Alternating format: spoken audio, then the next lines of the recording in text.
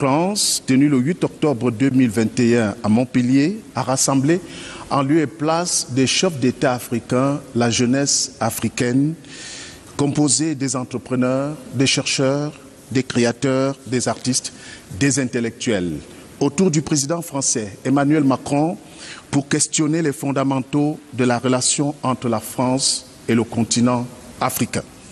Quelles sont les nouvelles options de l'Élysée en rapport avec la tenue du sommet? Quelles sont les attentes de Paris pour les relations entre la France et l'Afrique?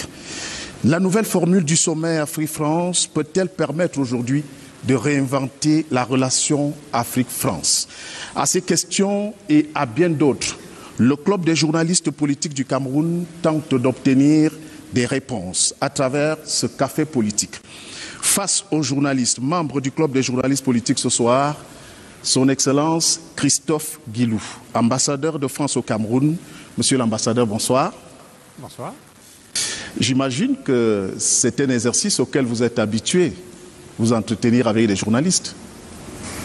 Dans cette configuration-là, non. Ça m'arrive peu souvent, mais effectivement, je suis très heureux de vous accueillir ici à la résidence de France pour un exercice à la fois d'explication, de clarification et surtout de réponse aux nombreuses questions que vous vous posez sur la France, sur la relation entre la France et l'Afrique et plus particulièrement sur la relation entre la France et le Cameroun. Merci de nous accueillir. Ce soir, nous aurons 3 panels composés de 4 journalistes chacun.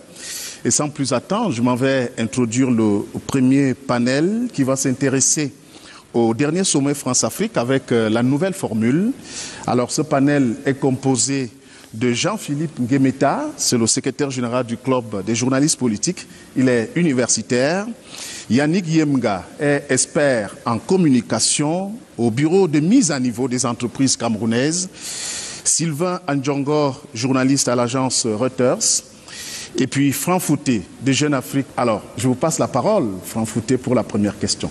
Alors, d'entrée de jeu, une question qui me vient à l'esprit. Le 28 novembre 2017, le président Emmanuel Macron tenait un discours devenu mythique à Ouagadougou, dans la capitale du Burkina Faso, au cours duquel il promettait de finir avec la France-Afrique, ses liens troupes et ses réseaux obscurs.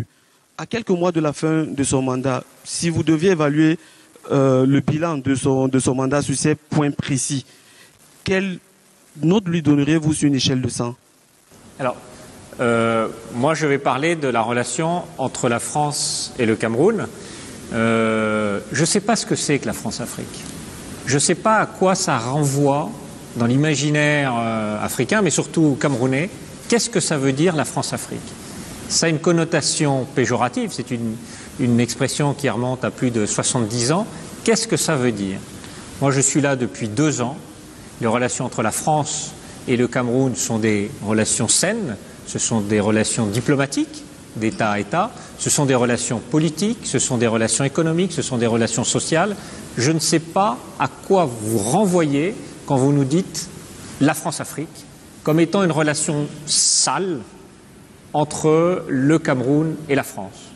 En tout cas, en ce qui concerne le président de la République, Emmanuel Macron, effectivement, il avait fait son intervention à l'université de Ouagadougou. Et on peut faire le bilan aujourd'hui, et c'est pour ça qu'il a fait ce sommet il y a 15 jours. L'idée étant de prendre un engagement auprès de la jeunesse africaine, sachant qu'une très grande partie, la majorité de la population africaine est très très jeune. Et donc, il a profité de l'engagement qu'il avait pris à Ouagadougou il y a 4 ans pour en faire le bilan et se projeter sur l'avenir. Et l'avenir de la relation entre la France et l'Afrique, en fait, c'est une relation entre la France et chacun des pays africains. Ce sont chacun des pays particuliers. Le Cameroun est différent du Nigeria, de l'Afrique du Sud ou du Kenya. Donc c'est surtout en regardant les particularités de chaque État que l'on peut définir ce qu'est la relation entre la France et chacun de ces pays, plutôt que de parler d'une globalité, relation entre ce que vous appelez la relation France-Afrique.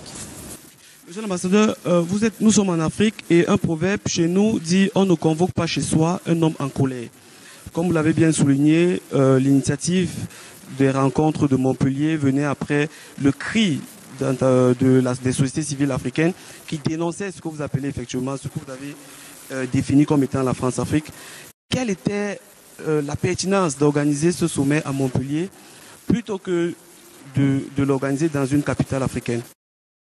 Alors, le sommet de Montpellier, il n'est pas sorti de nulle part. Le sommet de Montpellier, il aurait dû, dans sa version initiale, se dérouler à Bordeaux en juin 2020. Et puis est arrivé la Covid, le sommet de Bordeaux, qui était un sommet beaucoup plus traditionnel, avec la présence des chefs d'État et de gouvernement, n'a pas pu se tenir à cause de la Covid.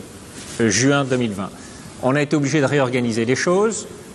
Une première version aurait dû intervenir en juillet dernier à Montpellier, et la deuxième est intervenue, puisqu'on n'a pas pu se réunir à Montpellier, elle est intervenue en octobre.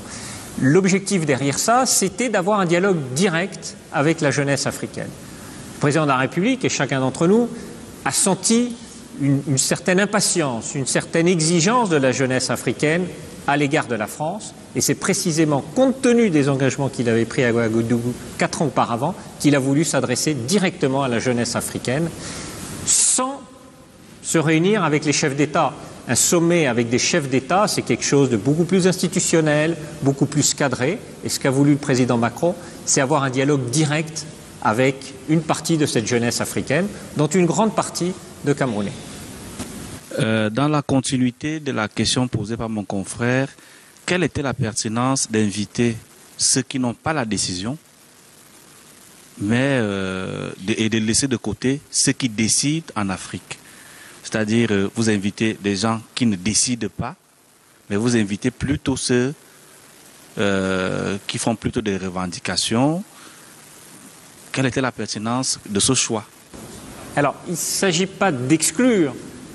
Vous parlez des chefs d'État, des chefs de gouvernement. Mais il n'était pas à Montpellier. Voilà, tout à fait. Il n'était pas à Montpellier, donc ils étaient exclus. Oui, ils n'étaient pas présents. Ils n'ont pas été invités. Voilà, donc mais exclus. on a d'autres. Non, quand vous invitez quelqu'un, vous n'excluez pas forcément à l'autre. Vous honorez quelqu'un. Quand vous choisissez, le choix choisi, c'est exclure. Dès que vous faites un choix, vous excluez des gens. Dans le cas d'espèce, le sommet de Montpellier, les chefs d'État n'étaient pas invités et donc exclus de la réunion. Non, c'est pas comme ça qu'il faut voir les choses. On a invité, on n'a pas forcément exclu les autres. On a montré notre attachement à avoir un dialogue avec une certaine catégorie d'Africains. Ça ne veut pas dire qu'on exclut les autres. On a traité cela. Le dialogue avec les chefs d'État et de gouvernement, il se poursuit normalement, tous les jours. Moi, en tant qu'ambassadeur, j'ai des contacts, j'ai un échange avec les autorités camerounaises.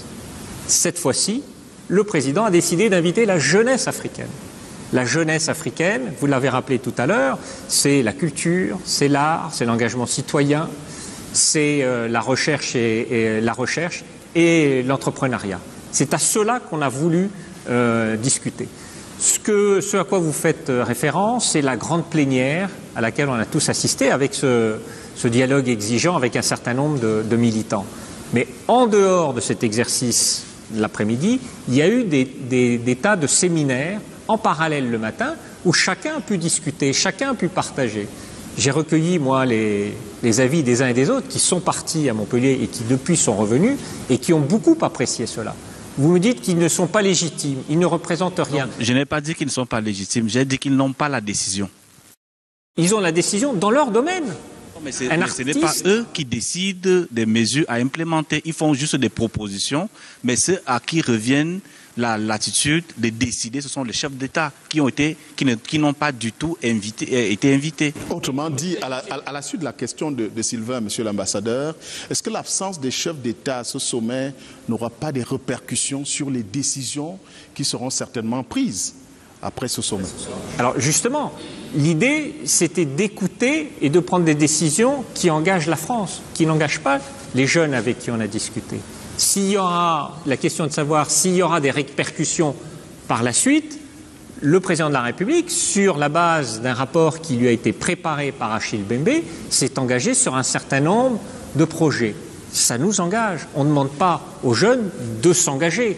Ils ont eu des échanges, ils ont pu discuter les uns avec les autres, mais celui qui s'est engagé, c'est le président de la République, sur un certain nombre de dispositions, sur les restitutions muséales des objets d'art, sur la circulation des chercheurs, des étudiants, etc. Les gouvernements, c'est autre chose. Ça fait partie d'un dialogue que l'on a tous les jours. Nous ne sommes pas en discussion avec ces jeunes. Ces jeunes, ils vont reprendre leurs activités dans chacun de leurs pays, qu'il s'agisse des pays africains ou ceux qui sont issus de la diaspora. Ce sont deux exercices séparés.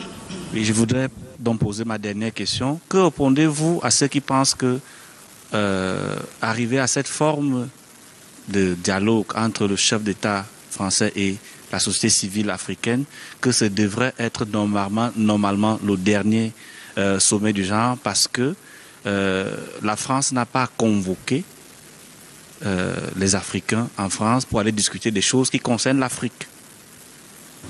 Il ne s'agit pas de dire le retour que l'on a de ceux qui ont participé, ils n'ont jamais été convoqués. Ceux qui sont partis à Montpellier, c'est qu'ils ont fait partie d'un processus de sélection qui a duré près d'1 an et demi. Les entrepreneurs, les artistes, les sportifs et tous ceux que j'ai mentionnés, ils n'ont jamais été convoqués. On les a, nous, chacun dans nos pays, on les a sélectionnés sur la base de leurs projets, sur la base de ce qu'ils avaient à dire, à apporter dans le dialogue avec la France, mais également dans le dialogue qu'ils ont avec les autres pays. Je rencontrais par exemple une représentante d'une ONG qui travaille dans le recyclage des pièces automobiles. Et donc, elle m'a dit « Merci pour ce que vous avez fait. Vous m'avez permis de voir ce que font dans le domaine similaire les autres pays de la région. » J'ai dit « Qu'est-ce que vous en avez retiré ?» Elle me dit « Je me suis rendu compte que moi, en tant que Camerounais, ce que je fais dans le pays en matière d'économie circulaire, c'est-à-dire le recyclage, on est les premiers en Afrique. » Voilà la contribution que l'on apporte au développement, à la société civile camerounaise. Ça n'a rien d'une exclusion, ça n'a rien d'une convocation, c'est juste un dialogue, un échange privilégié à un moment donné. Rien de plus. La France qui étend son ingénierie sur la société civile africaine en y joignant la diaspora, j'ai envie de vous demander, à la suite de mes confrères, ce qui change fondamentalement. Nous sommes dans les relations internationales. En échangeant avec un Camerounais, un compatriote, ce jour, il s'est demandé si un partenariat est possible, je reprends ce terme, si un partenariat est possible avec le colon, avec son oppresseur. Que lui répondez-vous? Le colon, c'était il y a combien de temps? C'était il y a combien de temps le colon? 60 ans. Combien de temps la France a eu des responsabilités au Cameroun? Combien de temps? Combien de temps a duré cette période? 40 ans. 40 ans environ. D'accord. Donc la France a été sous différents mandats, 40 ans. Le Cameroun est indépendant depuis 60 ans. Il n'y a plus de colons français depuis 60 ans. Sauf que le néocolonialisme 60 ans, se c'est poursuit. 3 générations. 60 ans, c'est 3 générations, on est d'accord. Je crois que ces compatriotes voudraient mettre en relief l'idée du néocolonialisme. Il continue de se perpétuer. Vous avez l'air gêné que, et je suis là pour répondre aussi à ces questions, vous avez l'air gêné que le président de la République, les autorités françaises, ait demandé à des jeunes de la société civile de venir à Montpellier discuter, exprimer leur impatience, leurs attentes, etc. Je comprends ça. Mais sachez que dans notre quotidien, nous, à l'ambassade, on est tous les jours en contact avec ces jeunes. Tous les jours de l'année. Quel est le sujet? Je veux dire, on n'a pas attendu le 8 octobre dernier pour entamer un dialogue avec les organisations de la société civile dans les différents compartiments. Tous les jours, on discute avec... C'est notre travail de discuter à la fois avec les autorités, mais également avec ce qui fait l'économie, ce qui fait le tissu social de ce pays, qu'il s'agisse des entrepreneurs ou des organisations de la société civile. Je ne vois pas où est le sujet.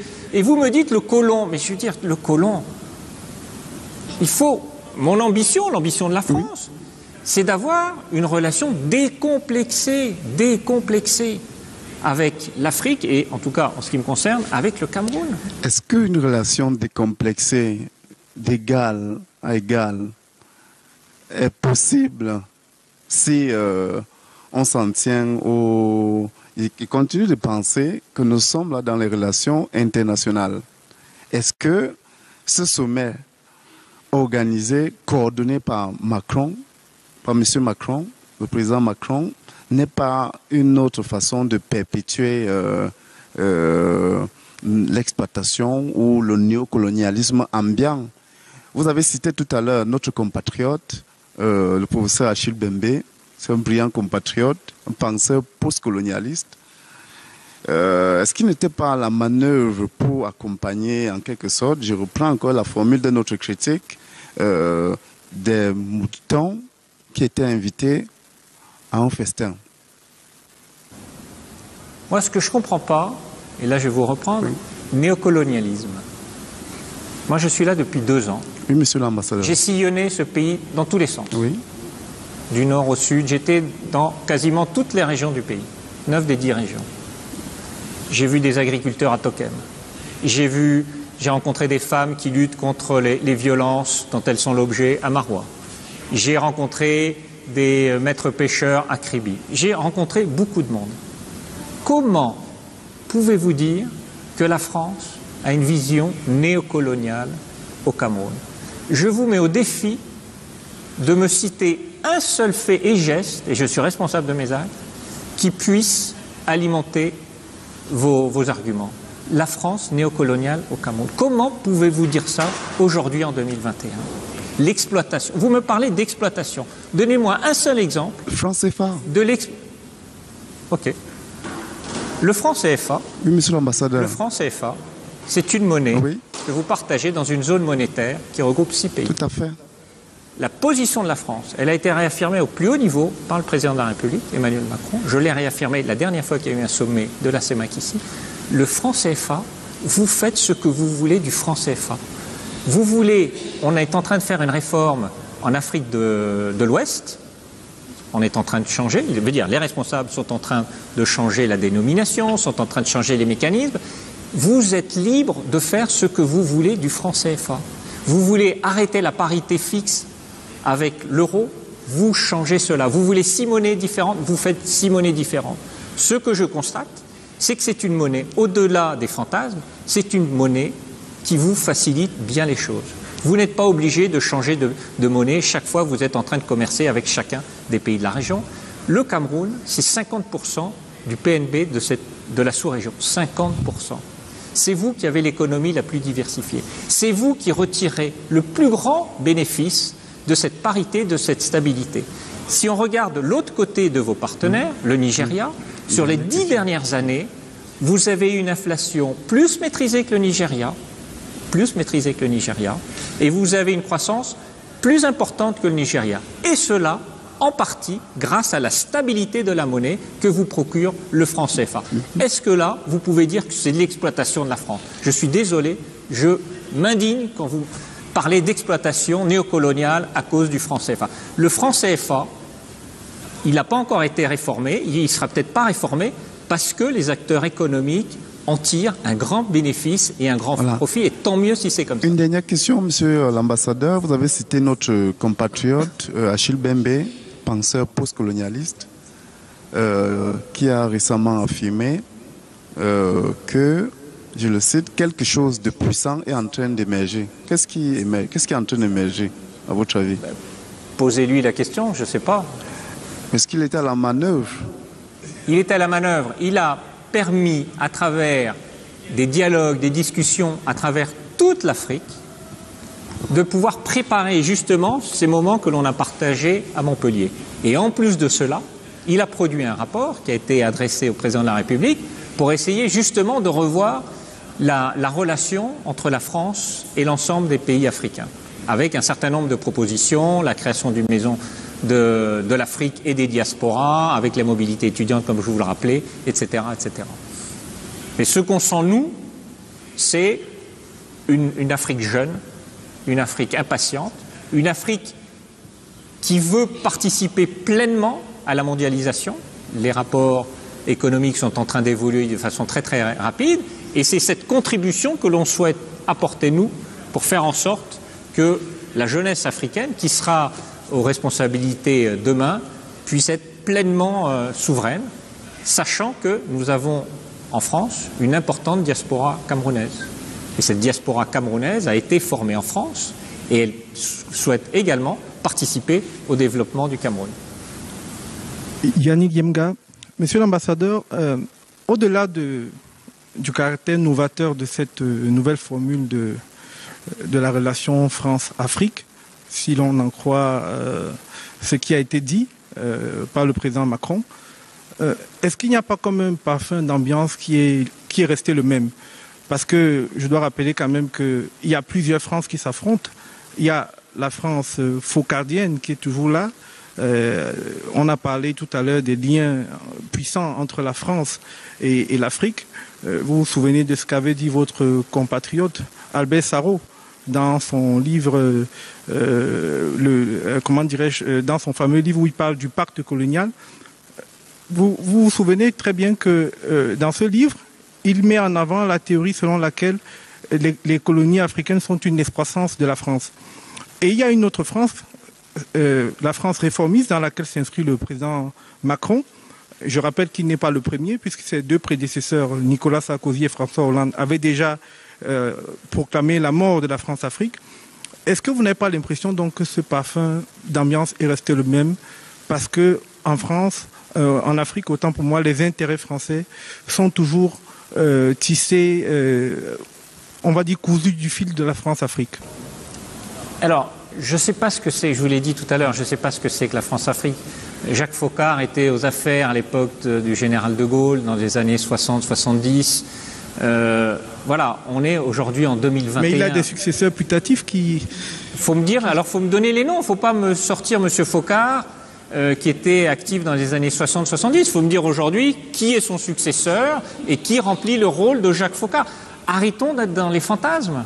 Dites-moi qui est le successeur et qui remplit le rôle de Jacques Foccart aujourd'hui dans la relation entre la France et l'Afrique. Et je vous répondrai. Monsieur l'ambassadeur, c'est vrai qu'il n'existe plus une cellule de, on va dire, à l'image de celle de Foccart de l'Élysée, africaine à l'Élysée. Ça n'existe plus, tout ça. Je suis d'accord avec vous. Mais la réalité en Afrique aujourd'hui, c'est que vous avez encore quand même des réseaux qui sont puissants. Ils existent. Et le propre des réseaux, c'est qu'ils ne sont pas visibles. On est d'accord, monsieur l'ambassadeur, sur ce point. Alors, là-dessus, là aussi, je vais vous apporter un autre argument.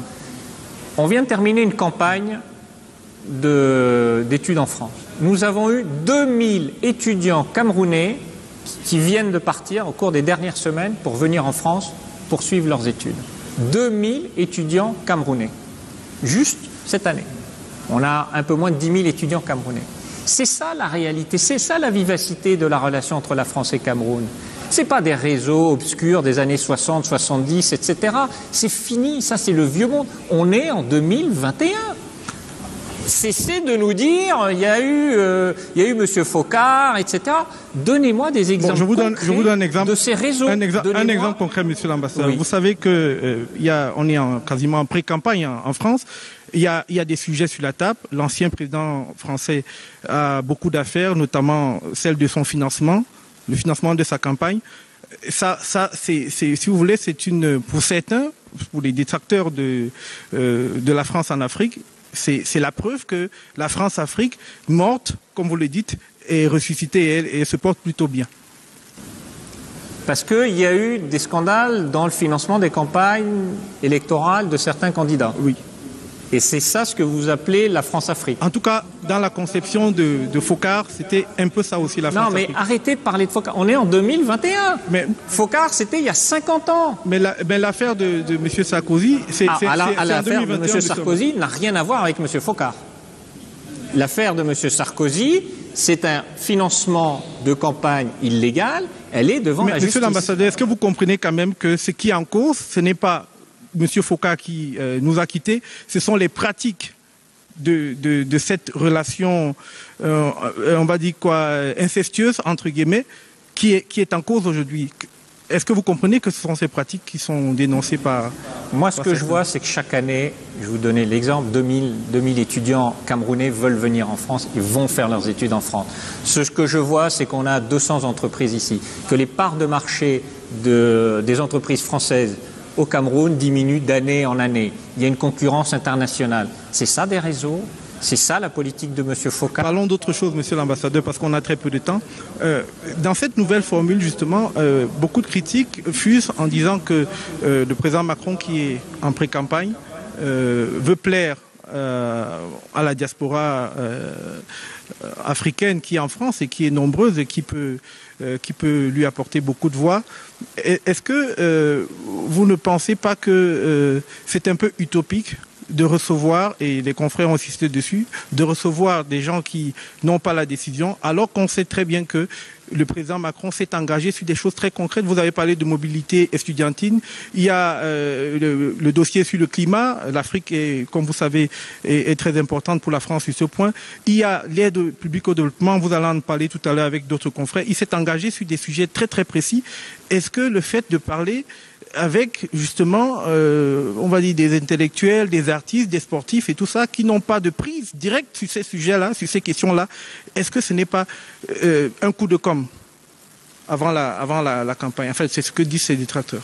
Je vous pose la question, vous qui êtes garant des intérêts français au Cameroun. Je vous ai dit que ce sommet, on a été obligé de le déplacer à cause de la Covid. Ce sommet, initialement, il était prévu il y a 1 an et demi. On l'a réorganisé de façon à le faire au moment où on était, en tout cas en Europe, beaucoup moins pris par la Covid. Le président de la République l'a fait maintenant parce qu'effectivement, dans quelques mois, il y aura des élections présidentielles. Réfléchissez à contrario, si on n'avait pas fait de sommet, on aurait dit mais la France se désintéresse de l'Afrique. La France n'écoute pas la jeunesse africaine. La France se désintéresse de tout ce qui se passe. C'est précisément parce qu'on s'intéresse, on veut nourrir ce dialogue, on veut voir de nouveaux interlocuteurs qui émergent grâce à la société civile que le président de la République a tenu ce sommet. Vous dites, ils ne sont pas décisionnels. Cette jeune femme qui est dans le recyclage des pièces automobiles, on ne lui demande pas d'être décisionnelle. Elle fait ça pour son pays. Elle fait ça parce que ça développe une activité et qu'elle croit en ce qu'elle fait. Alors, dernière question, Monsieur l'ambassadeur.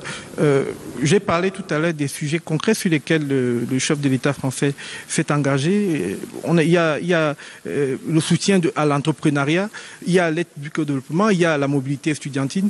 Est-ce que, pour faire un bilan de ce dernier sommet France-Afrique, dans 1 an, si on devait faire le bilan, est-ce que l'enveloppe de l'aide publique va substantiellement augmenter? Est-ce qu'il y aura plus de visas estudiantins accordés à ceux qui veulent se rendre en France pour des études? Est-ce que l'appui de la France en matière de transfert de technologie sera plus important qu'il n'est là aujourd'hui? Si ce n'est pas le cas, est-ce que vous pourriez considérer à cet horizon-là que c'était des promesses politiques et électoralistes, puisque nous sommes dans un contexte préélectoral en France? Alors, là, vous nous dites, le président Macron a fait ça parce qu'il est en campagne. Sauf que je vous rappelle non, que... Non, c'est pas ce que je dis, c'est ce que disent ces détracteurs en France. Non, mais vous faites l'écho de ça, et je vous remercie d'ailleurs de faire l'écho de ça. Je ne suis pas leur porte-parole. Non, mais je ne suis pas leur porte-parole, je suis simplement renseigné sur ce qui se passe en France. C'est bien que vous fassiez l'écho de ces critiques, et je suis là pour répondre à ces critiques. Donc vous dites en tout cas... Ceux avec qui vous avez parlé, vous dites... Je n'ai parlé à aucun candidat à l'élection présidentielle française. Non, mais laissez-moi terminer.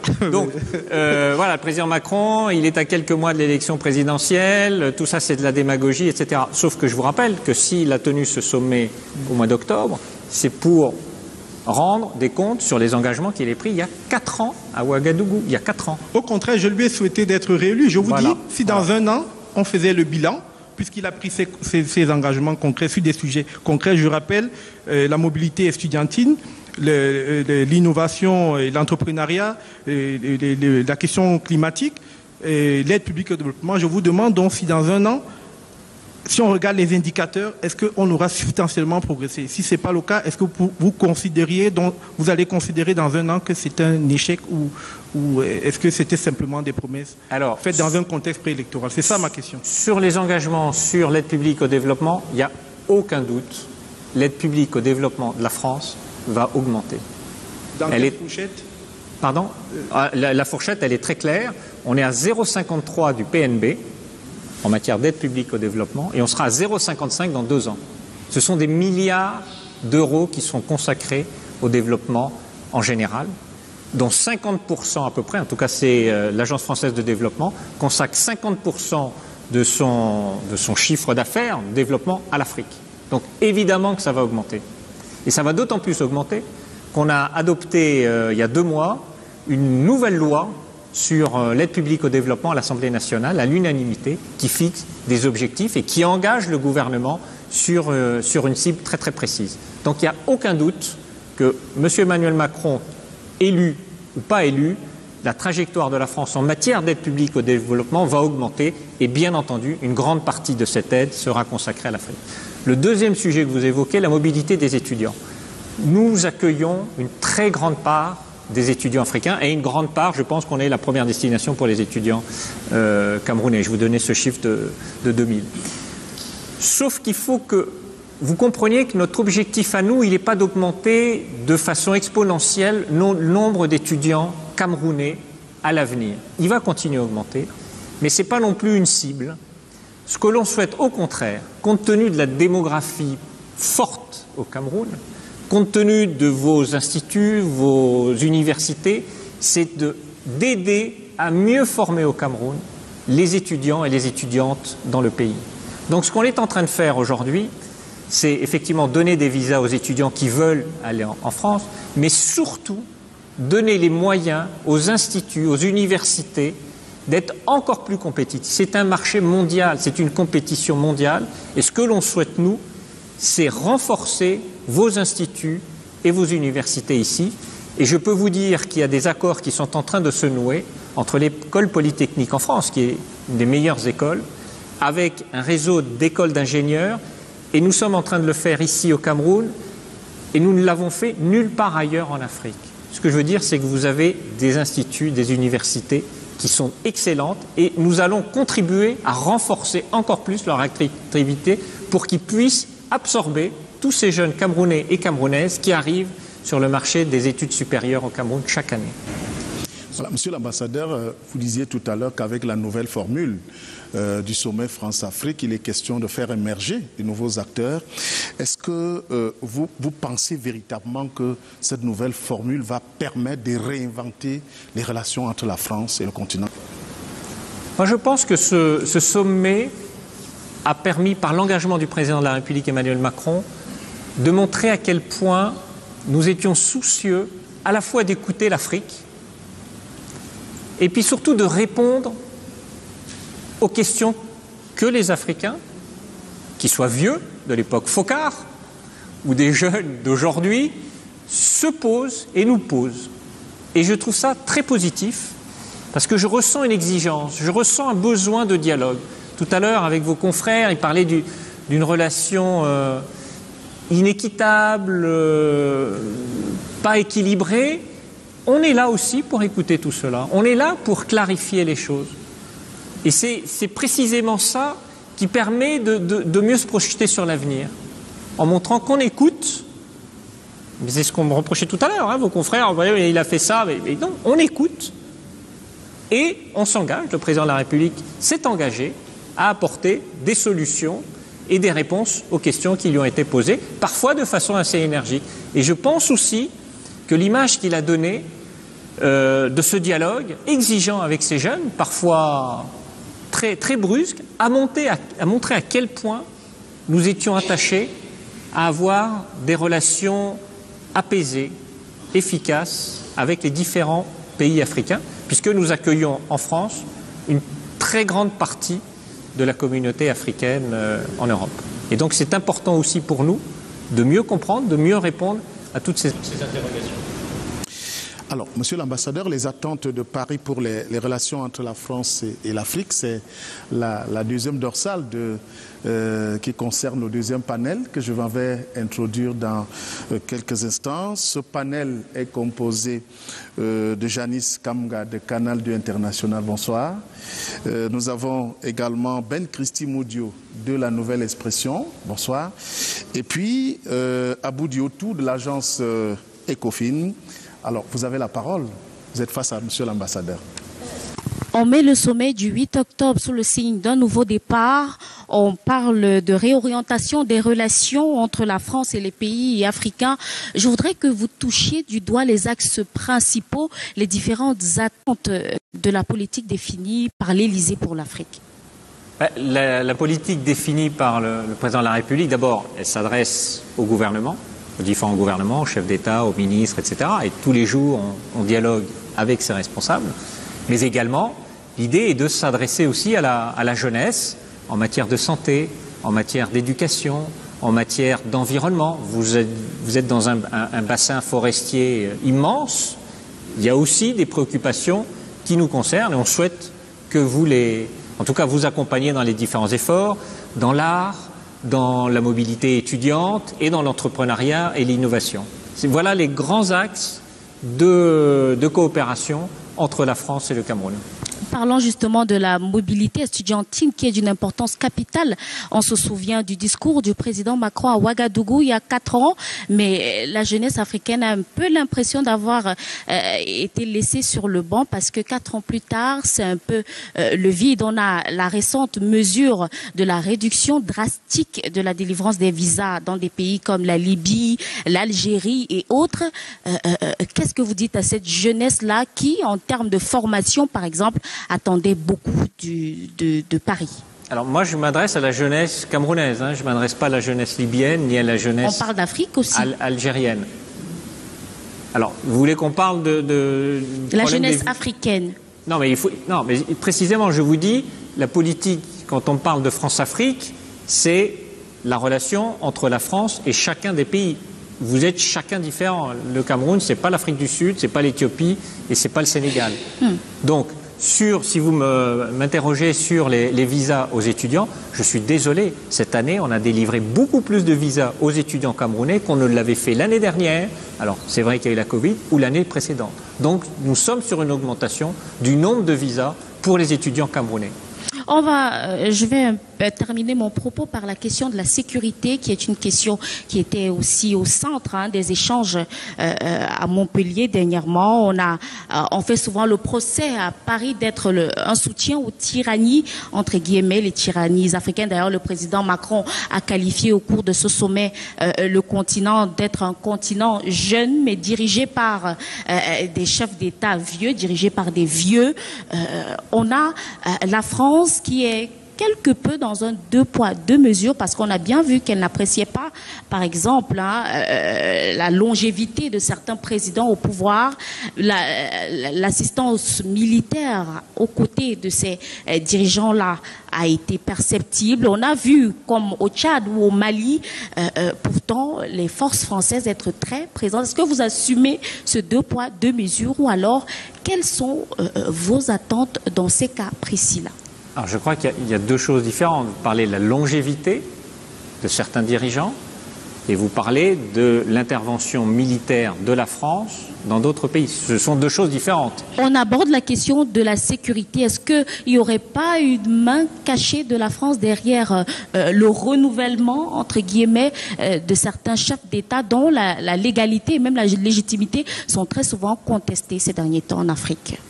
Alors, la France intervient dans la bande sahélo-saharienne, là où il y a des problèmes avec les mouvements djihadistes. À ma connaissance, on ne peut pas parler de longévité des chefs d'État. Le président du Niger a été élu l'année dernière. Le président du Burkina Faso a été élu il y a 2-3 ans. Et le président malien a été destitué et remplacé par 2 coups d'État. Donc je pense qu'il n'y a pas de corrélation entre les interventions militaires d'un côté dans ces pays et la longévité des dirigeants. Et pourtant, les présidents qui assument une certaine longévité au pouvoir essuient très souvent les critiques du président français qui les qualifie de vieux ou qui estiment que leurs mandats ne sont plus démocratiques. Vous parlez à ce moment-là de la limitation des mandats. C'est un vrai sujet. Et ce sont des sujets qui sont traités par les différents pays. On a eu le sujet avec le président Alpha Condé, qui s'était engagé à ne faire que 2 mandats. Il a voulu faire un 3e, il a été élu avec un 3e mandat. Je constate qu'il y a eu un coup d'État en Guinée récemment, justement, qui probablement avait été alimenté par la contestation de ce président pour essayer de faire un 3e mandat. Donc les choses ne sont pas liées. Les pays, vous parlez de longévité, dans chacun des pays, et je vois auquel vous faites allusion, il n'y a pas de force française, il n'y a pas d'intervention française dans ces pays-là. Mais est-ce que la France ne joue pas, monsieur l'ambassadeur, ne joue pas un rôle trouble quand même dans cette longévité observée à la tête de certains États africains? Alors, une fois de plus, je reviens à ma question. Qu'est-ce que vous entendez par là? Donnez-moi des exemples. Vous parlez de jeu trouble. Qu'est-ce que ça veut dire très concrètement?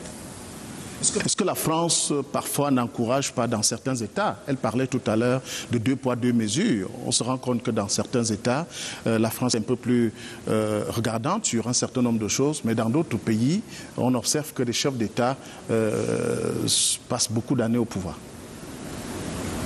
Mais les choses sont différentes. On ne peut pas traiter tous les pays avec la même toise. Il y a des pays où vous avez des interventions militaires parce que, voilà, ils ont demandé l'intervention de la France à cause de leur environnement. Il y a d'autres pays où il n'y a pas d'intervention militaire. Il y a des chefs d'État qui ont été élus, réélus sans limitation de mandat parce que ce n'est pas ce que prévoit la Constitution. Il y en a d'autres qui ont été obligés de laisser la place à d'autres. Il y en a d'autres qui ont tripatouillé la Constitution pour pouvoir faire des mandats supplémentaires. Vous pouvez traiter tout le monde avec les mêmes arguments. En tout cas, les valeurs de la France, elles sont en faveur d'un esprit démocratique dans chacun des pays, parce que ce sont nos propres valeurs à nous.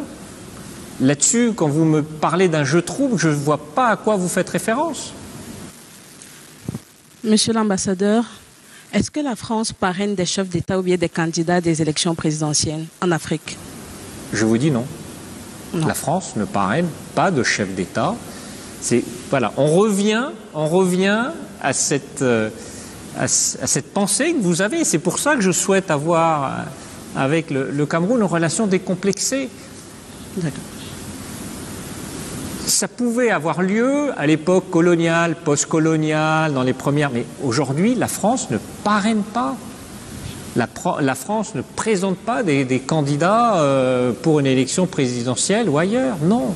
Ça, c'est du fantasme. C'est très facile d'accuser la France de ne pas avoir construit la route ceci, que l'hôpital ne marche pas, que les enfants sont malades, que l'éducation, c'est la faute de la France, c'est la faute de la France. Si on n'a pas de travail, c'est à cause de l'exploitation. C'est, vous vous souvenez, il y a un an, l'exploitation minière, le monopole, etc. C'est toujours beaucoup plus facile d'accuser la France que de se regarder en face. Et donc, ce discours anti-français, oui, il est présent et il est relativement généralisé. Et c'est beaucoup plus facile d'accuser la France que de regarder soi-même, vous, Camerounais, qu'est-ce qui ne marche pas et pourquoi ça ne marche pas. En revanche, ressentir, la question que vous me posez, un sentiment anti-français, non, je ne le sens pas. Généralisé, hein.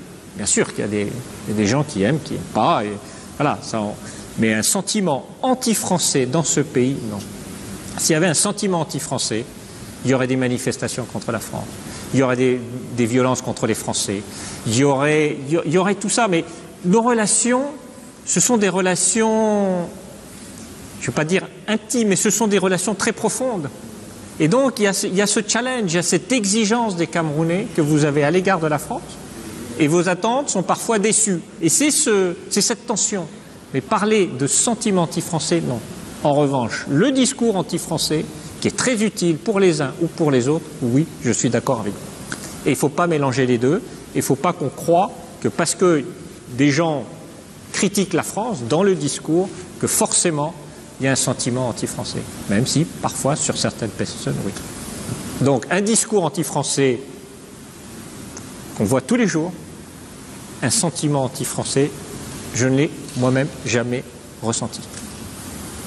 Bonsoir, monsieur l'ambassadeur. Et je me déplace dans tous les endroits du pays, dans toutes les régions, je discute avec beaucoup de monde.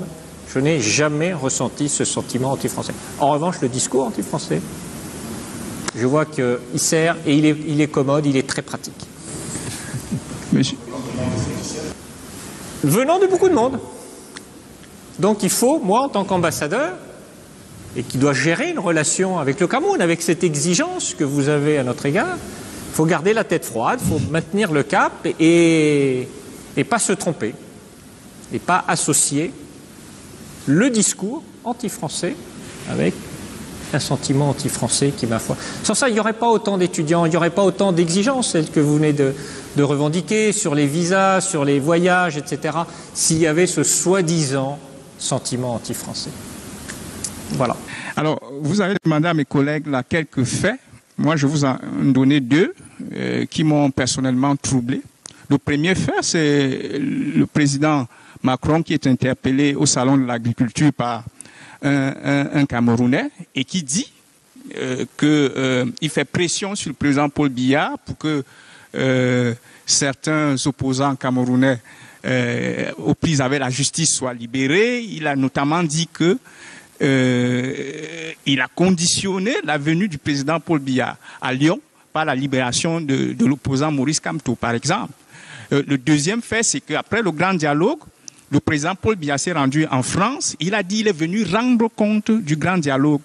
Vous ne trouvez pas que ce sont quand même des faits troublants? Qu'est-ce qui est troublant? Qu'est-ce qui vous trouble? Ce qui me trouble personnellement, c'est qu'un chef d'État dise publiquement qu'il fait pression sur un autre chef d'État sur des questions intérieures de ce pays-là. Par exemple, la libération d'un opposant politique aux prises avec la justice, qui est aussi censée être une institution indépendante. Pour moi, c'est troublant. Mais tout à l'heure, on nous disait, vos confrères m'accusaient du contraire, en me disant, mais comment, il y a une longévité, vous ne faites rien contre la longévité des présidents au pouvoir, et bon. Donc il faudrait savoir ce que vous voulez. En tout cas, la France, elle défend partout, elle ne s'ingère pas dans les affaires, elle a un discours, elle a une posture, elle donne des conseils, elle dialogue. Oui. Et s'il y a des situations en matière de droits de l'homme qui nous gênent, qui sont gênantes, elle intervient, mais elle intervient à travers les canaux diplomatiques, à travers le dialogue que l'on a les uns avec les autres. Si vous regardez, nous sommes... le week-end dernier, il y a une crise entre la Turquie et un certain nombre de pays européens, américains, etc. C'était précisément sur une question des droits de l'homme. Est-ce que vous seriez à l'aise, par exemple, que les officiels camerounais aient un droit de regard sur des questions de politique intérieure en France? Ça ne vous gênerait pas au nom de la relation de coopération qui existe entre la France et le Cameroun? Alors, ce n'est pas du droit de regard. Nous, il y a des situations ici qui nous gênent. On en discute avec les responsables, mais on en discute directement et de façon franche. C'est ça une relation ancienne et une relation franche et une relation de confiance. On se dit les choses. On ne parle pas de droit de regard. On discute. On dit voilà ce qui va, voilà ce qui ne va pas. Et bien entendu que les autorités camerounaises, les différents responsables, savent ce qui dans la relation nous gêne et ne nous gêne pas. À l'inverse, les autorités camerounaises, les responsables camerounais nous disent ce qui les gêne dans la relation bilatérale entre la France et le Cameroun. Ce n'est pas un droit de regard, c'est juste un échange de vues pour essayer d'améliorer la relation bilatérale entre les deux pays. Ce n'est pas un droit de regard. On dit, voilà, il y a ceci qui nous dérange, voilà, pour telle et telle raison. Après, les autorités camerounaises, elles sont souveraines dans leur pays sur l'ensemble du territoire. Elles font pas, et à l'inverse, c'est la même chose avec la France. Mais c'est un dialogue de tous les jours sur l'ensemble des sujets et de la panoplie de la relation entre nos deux pays.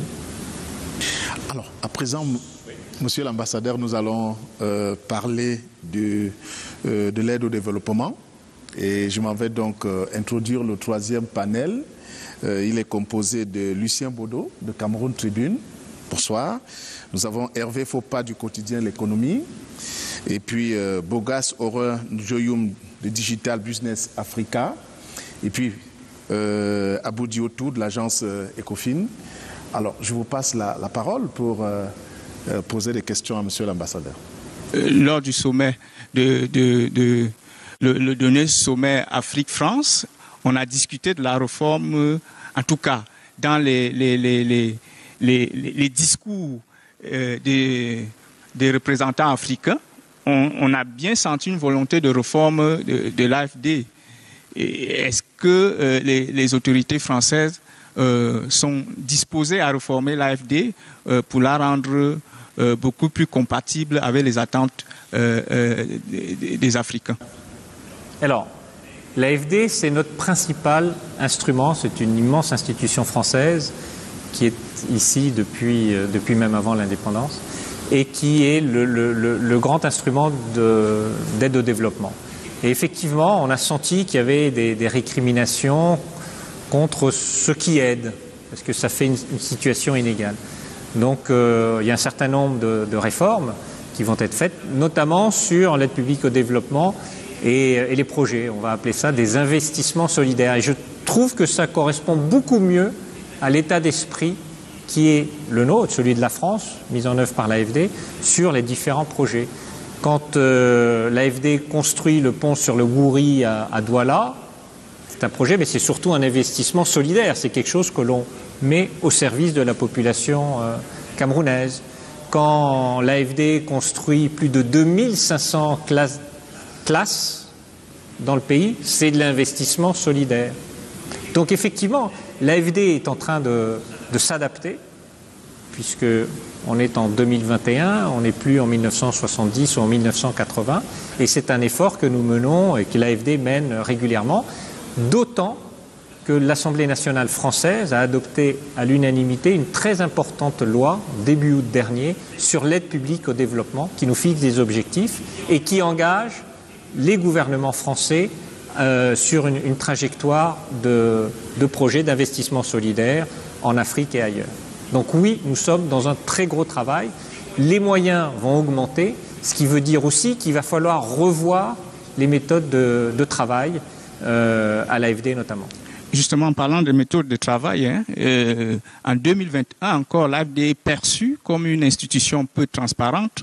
Je vous rappelle que le rapport de la Cour des comptes de 2020 a notamment pointé le manque de transparence dans un ensemble de processus de l'AFD. Est-ce que vous êtes sensible aussi à cet aspect dans le cadre de cette réforme? Est-ce qu'on peut avoir une AFD plus transparente qui rend plus compte sur ses process, sur l'utilisation des fonds?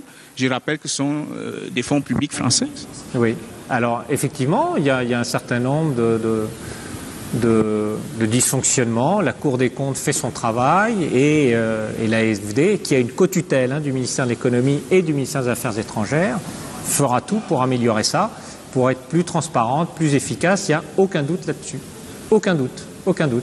Si les processus ne sont pas transparents, s'ils ne sont pas performants, s'ils font des erreurs, il faut qu'on en tire les leçons pour améliorer la performance qui provient bien entendu des impôts des Français. Et moi-même, ici au Cameroun, je suis très, très, très, très vigilant sur la bonne utilisation des ressources qui sont faites par l'AFD au service des investissements solidaires ici, sur les appels d'offres, sur les qualifications, sur la discussion, le dialogue que l'on a avec les autorités camerounaises. On est très, très, très vigilant.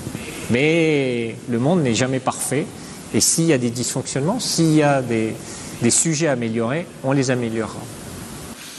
Monsieur l'ambassadeur, lors du sommet Afrique-France, on a évoqué la nécessité d'augmenter même l'aide publique au développement. Et cette aide publique au développement est portée par l'Agence française au développement, vous avez connu tout à l'heure, qui a beaucoup de problèmes. Mais l'un des problèmes qui est également évoqué ici en Afrique, c'est que les fonds débloqués par cette institution, l'AFD, sont débloqués pour des entreprises françaises.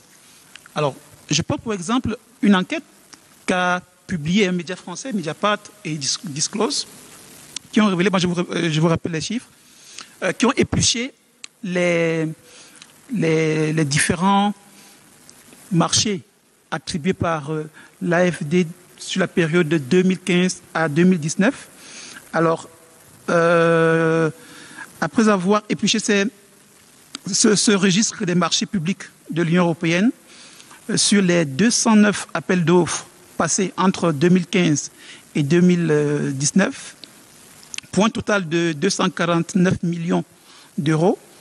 Alors, 320 lots sur les 495 lots de ces marchés-là ont été attribués à des entreprises françaises ou basées en France, ce qui est très important au détriment des entreprises africaines. Alors, quelle est la garantie que cet état des choses ne va plus continuer? Alors, première remarque, vous dites l'AFD a beaucoup de problèmes. Non, je n'ai pas dit qu'elle a... Vous avez dit tout à l'heure, dans votre propos, l'AFD a beaucoup de problèmes. Non, je n'ai pas dit qu'elle avait beaucoup de problèmes. Mais quand il y a des dysfonctionnements, quand il y a des projets... Le numéro 2 de l'AFD reconnaît qu'il y a des problèmes dans l'enquête de Disclose et de Mediapart. Non, attendez. Tout à l'heure, dans votre propos, l'AFD fait face à beaucoup de problèmes. Non, l'AFD est une grande agence. Il y a des sujets à traiter, il y a des améliorations, il y a des enquêtes, des inspections, et on traite ça. Sur le deuxième sujet, sur les appels d'offres qui bénéficieraient à des entreprises françaises, je vous rappelle que l'AFD est financée par les impôts français. Donc tout l'argent envoyé chez les Africains doit repartir chez les Français parce que c'est financé par les Français, pas par des entreprises africaines. L'AFD est financée par des impôts des Français. C'est une entreprise, c'est une agence qui est financée par le budget national français, qui vient du ministère de l'économie et des finances et du ministère des Affaires étrangères. Le sujet, moi ça me choquerait en revanche, que les impôts, l'aide publique au développement française servent à financer des entreprises qui ne seraient pas françaises, qui seraient concurrentes. Ça me choquerait. Néanmoins, les règles de l'AFD sont très claires. Les règles de l'AFD, c'est de lancer des appels à projets dans une aide déliée.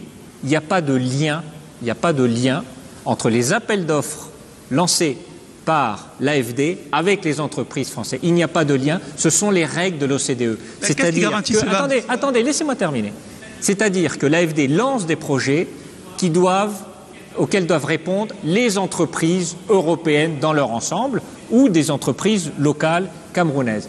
Si vous constatez ou si Mediapart constate qu'il y a une majorité d'entreprises françaises qui répondent aux appels d'offres de l'AFD, c'est probablement, en tout cas moi je vois pour le Cameroun, qu'on a beaucoup d'entreprises françaises qui sont dans le pays, qui connaissent le pays et qui sont en mesure de répondre aux projets lancés par l'AFD. C'est tout. C'est pas plus compliqué que ça.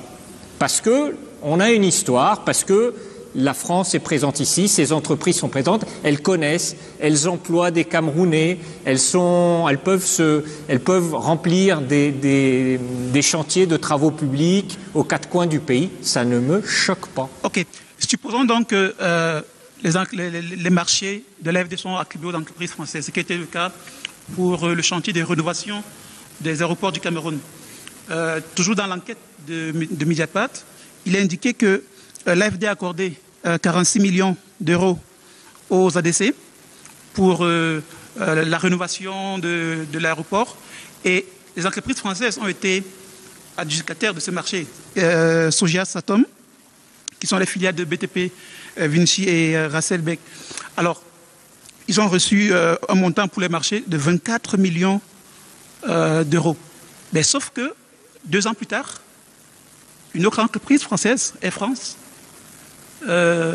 sort un communiqué, ou alors publie un communiqué avec un consortium d'autres compagnies, indiquant, je cite, qu'il y a une saleté repoussante à l'aéroport, des peintures défraîchies, des branchements électriques incohérents, une piste d'atterrissage qui a des problèmes. Là, ce sont les termes de Air France.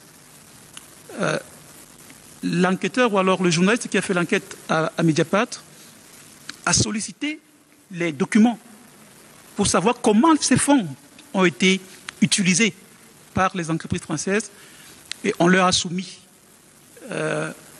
comme raison le secret bancaire et que les documents de l'AFD ne peuvent pas être attribués. Finalement, le journaliste a été condamné parce qu'il a sollicité les documents. Alors, monsieur l'ambassadeur, vous qui êtes au Cameroun, comment ces fonds ont été utilisés et pourquoi cette absence de transparence-là? Alors, le marché de l'aéroport de Douala, pour l'AFD, ça a été de refaire les pistes. D'accord? C'était ça le marché de l'AFD. Et l'AFD s'est engagé à financer la rénovation des pistes de l'aéroport de Douala. Ce qui concerne l'aérogare, les moquettes, la peinture, ce n'est pas la responsabilité de l'AFD. Si tel responsable d'Air France considère que les moquettes, les fauteuils ou la peinture est défraîchie, ce n'est pas la responsabilité de l'AFD. L'AFD est intervenue pour la sécurité et pour la rénovation des pistes de l'aéroport de Douala. Ce sont deux choses différentes. D'ailleurs, l'AFD a répondu, elle ne s'est pas opposée au secret, elle a répondu point par point dans un communiqué très clair sur les accusations de ce journaliste de Mediapart. Donc il ne faut pas tout mélanger. Dernière question, Monsieur l'ambassadeur.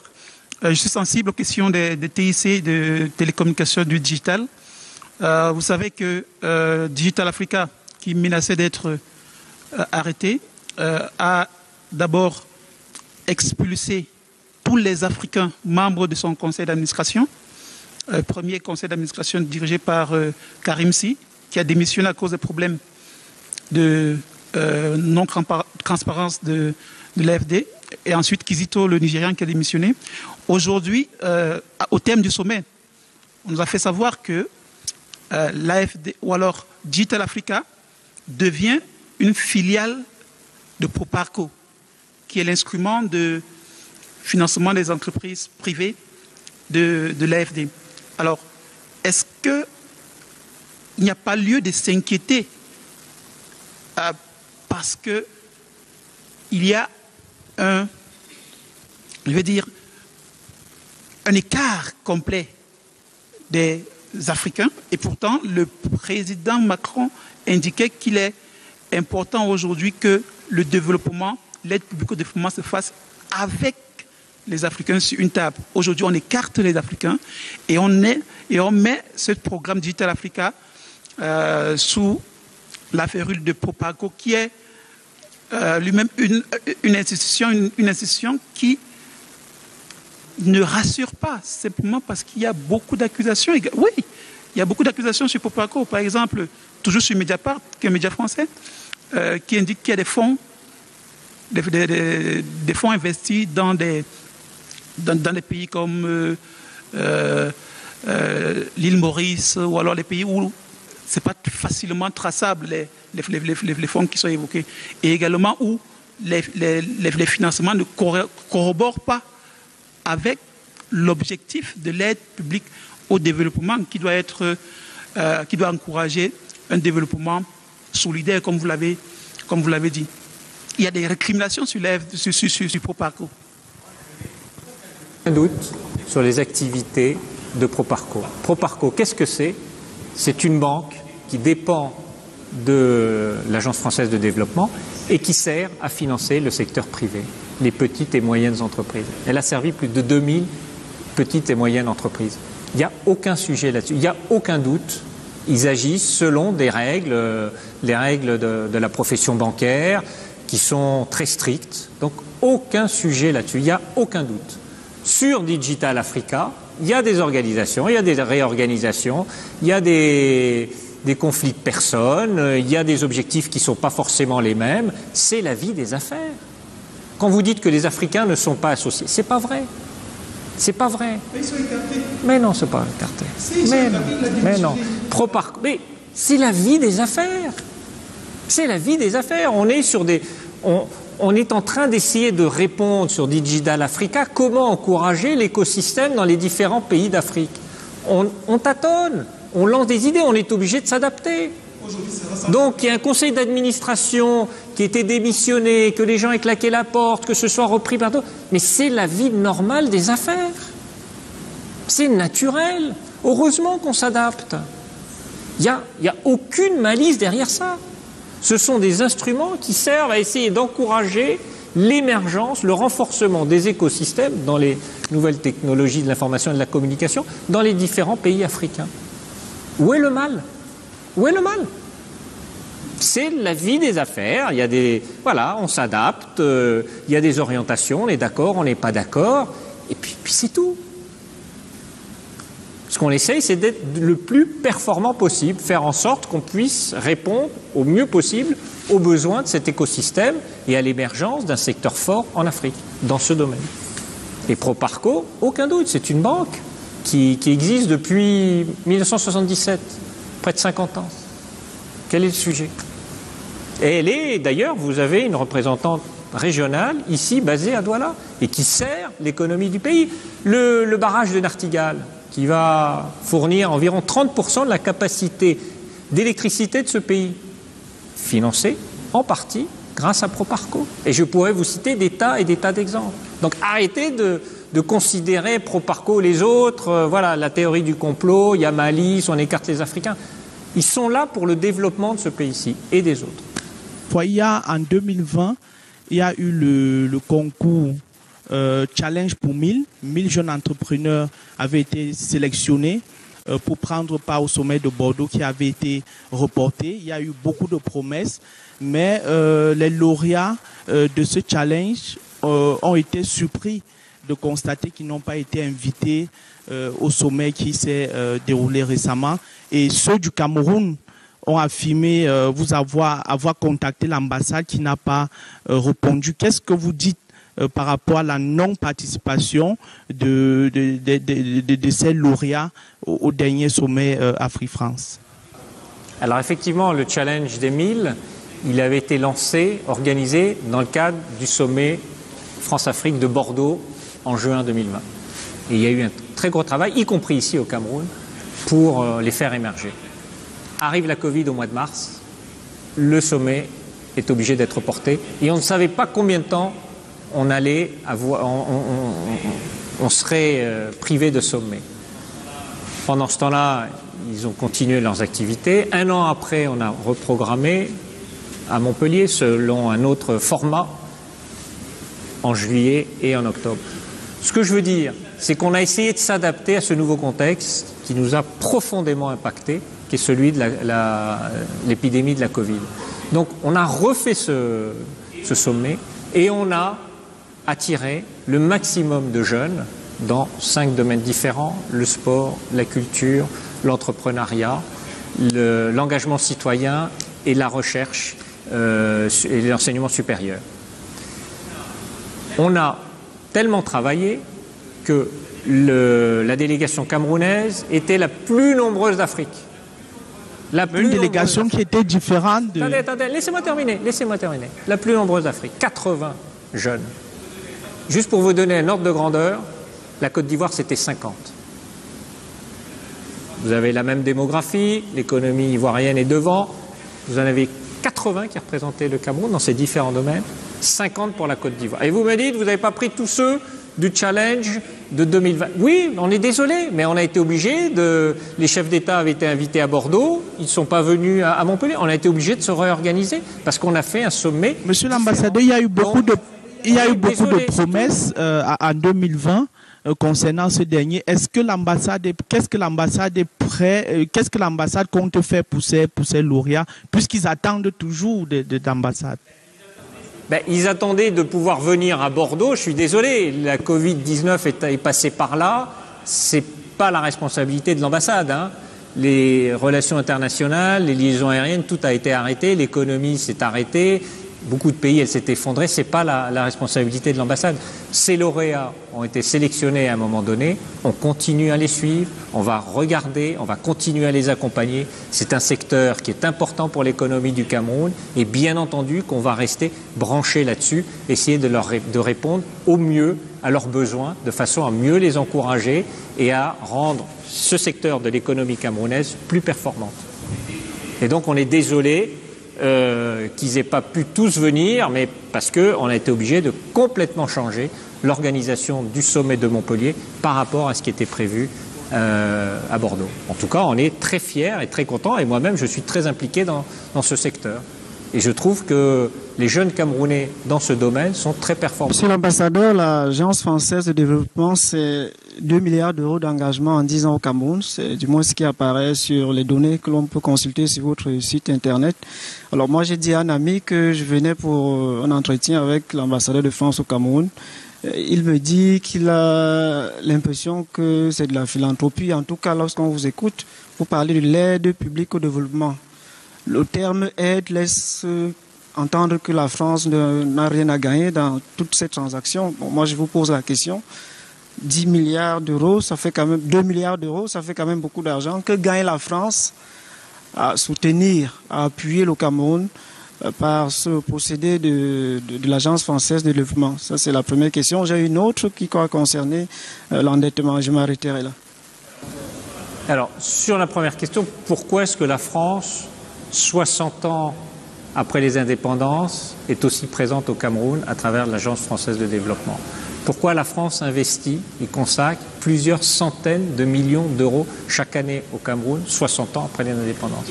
Il y a d'autres pays qui ont été des puissances coloniales. Les pays ayant accédé à l'indépendance, les pays sont partis, il n'y a plus de relations. La France, c'est son histoire, parce qu'on a une histoire partagée avec le Cameroun, notamment, se sent une responsabilité. Vous vous sentez coupable de quelque chose? Au développement. Du point de vue de l'histoire, est-ce que la France se sent coupable de quelque chose? Puisque vous dites, vous avez tout à l'heure employé le terme responsabilité. Donc, du point de vue historique, puisque nous avons des relations historiques avec vous, est-ce que vous vous sentez coupable de quelque chose à tel point que vous vous sentez dans l'obligation de venir nous aider? Aide publique au développement. Celui qui aide, c'est celui qui est en capacité de pouvoir aider le faible. Alors, tout d'abord, l'aide publique au développement mise en œuvre dans un pays, elle fait l'objet d'un contrat entre deux. Ce n'est pas la France qui impose, ça fait l'objet d'un contrat entre les autorités camerounaises et les autorités françaises. Donc il n'y a aucune opposition. Si les autorités camerounaises ne veulent pas d'aide, il n'y aura pas d'aide. Si les autorités camerounaises ne veulent pas de projet, il n'y aura pas de projet. Première chose. Deuxième chose, les montants très importants que l'on a aujourd'hui investis dans le cadre du C2D au Cameroun, mis en œuvre par l'Agence française de développement, ce sont des dettes du Cameroun à l'égard de la France. C'est le Cameroun qui nous doit de l'argent. C'est pas une qu'est-ce que vous me disiez, la reconnaissance d'une culpabilité. D'une culpabilité. En fait, mais c'est de attendez, on arrête. C'est pas de la culpabilité, c'est de l'argent que le Cameroun a emprunté à la France. À un moment donné, le Cameroun ne pouvait plus rembourser cet argent.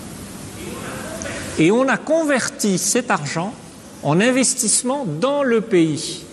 Donc, ça n'a rien à voir avec un sentiment de culpabilité. Le C2D, ce sont des remboursements que le Cameroun fait à la France et qu'on réinjecte immédiatement sous forme d'investissement solidaire au Cameroun. Et tout ça fait l'objet de partenariats entre les autorités camerounaises et les autorités françaises en fonction des besoins de l'économie camerounaise. Jusqu'à présent, on ne sait toujours pas ce que la France gagne.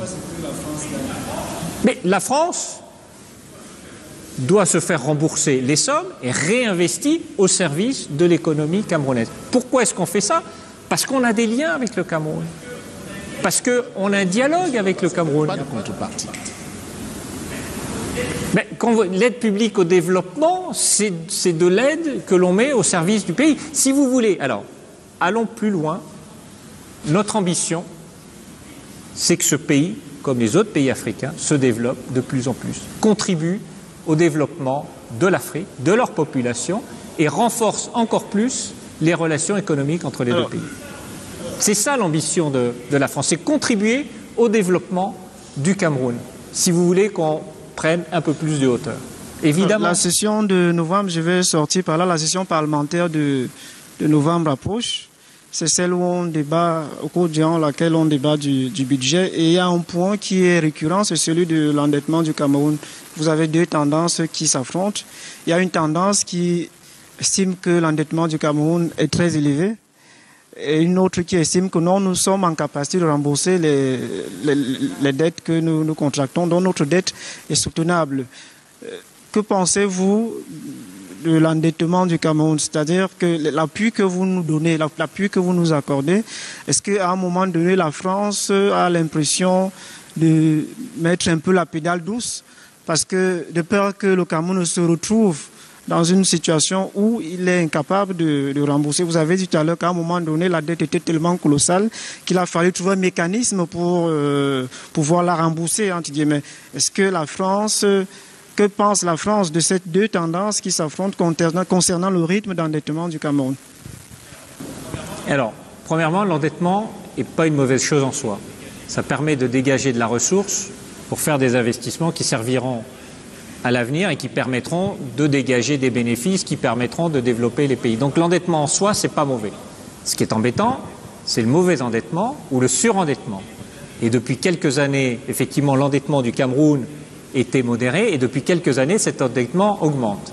Est-ce qu'il augmente pour de bonnes ou pour de mauvaises raisons? Ça, c'est aux autorités camerounaises de déterminer si cet endettement est de nature à contribuer au développement du pays ou si cet endettement ne contribuera pas au développement du pays parce qu'il est mal utilisé. Et ça fait l'objet de discussions, d'analyses avec toutes les principales institutions internationales, la Banque mondiale, le Fonds monétaire international, l'Union européenne et bien entendu les responsables français concernés. Monsieur l'ambassadeur, cet entretien va bientôt s'achever, mais permettez que je puisse passer la parole au président du club des journalistes politiques du Cameroun, Rodrigue Tonguet, de Canal Simplement pour dire international. Peut-être merci, des propos de gratitude, monsieur l'ambassadeur.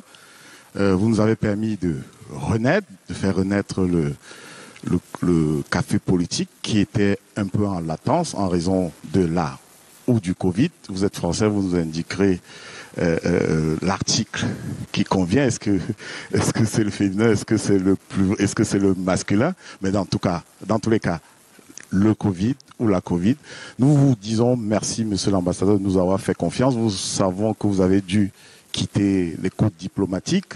Vous avez même dû rompre avec les côtes diplomatiques pour accepter de vous prêter au jeu de ce type d'échange éclectique, offensif, pas toujours encadré sur les bords. Vous nous avez, et je voudrais rassurer mes camarades qui sont ici, vous n'avez pas demandé à accéder aux questions préalablement. Vous n'avez pas imposé de limites, vous n'avez pas fixé de bornes pour que nous conduisions cette émission au finish. C'est une émission. Nous innovons avec vous cette nouvelle formule. Les cafés pots, pas seulement sur le format conférence-débat, mais aussi une émission qui est produite et diffusée par Canal 2 International, ma chaîne, en passant. Merci, monsieur l'ambassadeur. On espère pouvoir vous retrouver bientôt. On espère que vous êtes amusés, entre guillemets. On voit bien que vous avez le bagou pour cela. Vous avez peut-être l'habitude, pas des salles de thé, mais de théâtre. Ça se voit bien sur votre attitude. Et comme je l'ai dit, vous nous rappelez un de vos prédécesseurs qui nous a reçus ici, dans d'autres occasions, qui s'appelait Bruno Guin et qui était très proche de la presse camerounaise. Pour cela, je voudrais vous dire encore merci. Merci beaucoup. Moi, je suis très heureux de cette initiative, effectivement, qui n'était pas cadrée. Hein. Je savais pas quelles étaient les questions que vous alliez me poser. Il n'y a pas eu de limite non plus. Je vous ai accueilli bien volontiers, je ne vous ai pas chassé. Et ce que je veux dire, c'est que j'aime bien ces discussions exigeantes. J'aime bien qu'on me pose ces questions, parce qu'on est dans un pays où il y a beaucoup de Congossa. J'ai appris le mot. Et donc c'est important que vous, journalistes, vous fassiez l'écho de ça et dans votre travail, vous alliez à la source et essayiez de comprendre pourquoi est-ce qu'on dit ça. Mais c'est comment. Et donc je suis ravi de ce dialogue exigeant et vous êtes les bienvenus la prochaine fois quand vous entendez parler de choses comme ça qui vous paraissent pas très claires. Je serai toujours à votre disposition pour répondre et clarifier. Et j'ai bien conscience que le sommet de Montpellier a ouvert beaucoup de portes, beaucoup d'interrogations, et mon rôle ici au Cameroun, c'est de répondre à ça, de clarifier et surtout aboutir à une relation décomplexée dans les esprits entre la France et le Cameroun. Merci. Monsieur l'ambassadeur, sincèrement, merci de votre